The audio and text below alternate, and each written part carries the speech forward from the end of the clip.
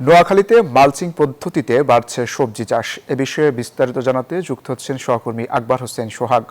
সোহাগ, mulching পদ্ধতিতে কি কি সবজি চাষ হচ্ছে জানাবেন আমাদের দর্শকদের। নোয়াখালী সদরের একটি গ্রামে আমি আছি এখন। এখানে মালচিং পদ্ধতিতে স্ট্রং প্রকল্পের আওতায় এখানে এই সকল চরাঞ্চলে আপনার ব্যাপক সবজি আবাদ হয়েছে। আপনি জানেন এখন বর্ষা মৌসুম চলছে, বর্ষা মৌসুমের ফলেও কিন্তু এখানে কৃষকরা কিন্তু থেমে নেই। তারা কিন্তু মালচিং পদ্ধতিতে এখানে সবজি, ঝিঙ্গা, করলা, পেঁপে সহ বিভিন্ন জাতের তারা এখানে সবজি আবাদ করছে। এখন এই সবজি আবাদ তারা নিজেরাই শুধু পাশাপাশি তারা কিন্তু বাজারজাত করছে এবং কৃষকরা তারা আসলে তারা লাভবান হচ্ছে। তারা কম খরচে তারা অধিক লাভবান করছে এই চাষাবাদ করে। এই চাষাবাদের পদ্ধতি তারা এই অঞ্চলে অন্তত প্রায় এখানে প্রায় নোয়াখালী এই অঞ্চলে 10 একর 12 একর সহ প্রায়।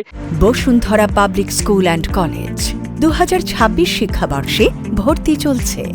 নোয়াখালী জেলায় প্রায় 5 শতাধিক একর জমিতে এই চাষাবাদ হয়েছে। তো আমি অনেক কৃষকের সাথে কথা বলছি, তারা জানিয়েছেন যে এটি অতি কম খরচে অধিক লাভ হয় এবং কৃষকরা জানিয়েছেন যে যদি সরকারি পৃষ্ঠপোষকতা যদি আরও পায় কৃষকরা, তাহলে হয়তো তারা আরও বেশি লাভবান হবে।